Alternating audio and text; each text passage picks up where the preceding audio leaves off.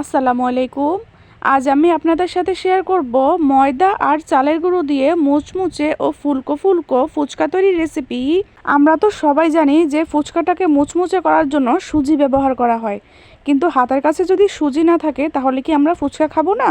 তাই আজ আমি আপনাদের সাথে শেয়ার করব ভিন্ন পদ্ধতিতে সুজি ছাড়া চালের গুঁড়ো দিয়ে মুচমুচে ফুচকা তৈরির রেসিপি।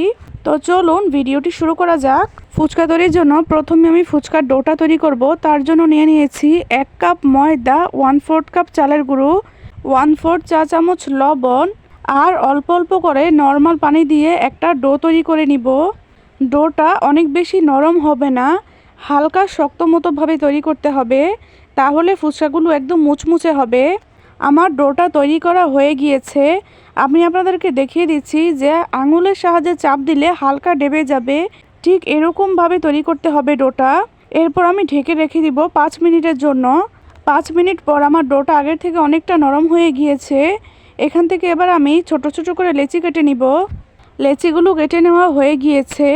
এবার এখান থেকে একটা লেচি নিয়ে উপরে একটু ময়দা ছিটিয়ে আমি রুটি বেলে নিচ্ছি ছোট করে। রুটিটা বেলা হয়ে গিয়েছে, একইভাবে বাকি সবগুলো রুটি আমি বেলে নিয়েছি। এবার এখান থেকে একটা রুটি নিয়ে আমি উপরে একটু তেল দিয়ে দিচ্ছি। তেলটাকে খুব ভালোভাবে রুটির উপর লাগিয়ে দিচ্ছি। এরপর রুটির উপর ময়দা ছিটিয়ে ময়দাটাও খুব ভালোভাবে চারদিকে লাগিয়ে দিচ্ছি। এরপর অন্য একটা রুটি দিয়ে আমি উপরে চেপে চেপে লাগিয়ে দিচ্ছি। আপনারা দেখলেই বুঝতে পারবেন আমি কিভাবে করছি। একইভাবে বাকি সবগুলো রুটি আমি বানিয়ে নিয়েছি। এরপর এখান থেকে একটা রুটি নিয়ে আমি উপরে ময়দা ছিটিয়ে রুটিটা বেলে নিব। এইভাবে দুইটা রুটি একসাথে লাগিয়ে ফুচকাগুলো বানিয়ে নিলে ফুচকাগুলো একদম ফুলকো ফুলকো হয়। তো দেখুন আমার রুটিটা বানানো হয়ে গিয়েছে। একদম পাতলা করে রুটিটা বানিয়ে নিতে হবে। এবার আমি ফুচকাগুলোকে কেটে নিব। তার জন্য একটা কৌটার ঢাকনা নিয়ে নিয়েছি আমি। ঢাকনাটা দিয়ে চেপে চেপে ফুচকাগুলোকে কেটে নিচ্ছি। কেটে নেওয়া হয়ে গেলে আমি ফুচকাগুলোকে তুলে নিচ্ছি প্লেটে। একইভাবে বাকি সবগুলো ফুচকাও আমি বানিয়ে নিয়েছি। আমার সবগুলো ফুচকা বানিয়ে নেওয়া হয়ে গিয়েছে। দেখুন কতটা সুন্দর গোল হয়েছে ফুচকাগুলো। এবার আমি ফুচকাগুলোকে ভেজে নিব। তার জন্য চুলায় আগে থেকে তেল গরম করে নিয়েছি। এবার চুলার জালটাকে লো টু মিডিয়াম আঁচে রেখে একটা একটা করে ফুচকা দিয়ে দিচ্ছি। দেখুন সবগুলো ফুচকা একদম ফুলে উঠেছে।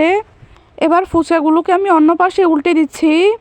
অন্য পাশে যখন লালচে কালার হয়ে আসবে তখন আমি আবারও উল্টে পাল্টে দিচ্ছি। তো দেখুন ফুচকাগুলো পারফেক্টলি লালচে কালার হয়ে গিয়েছে। এবার আমি তুলে নিচ্ছি। একইভাবে বাকি ফুচকাগুলো আমি ভেজে নিচ্ছি।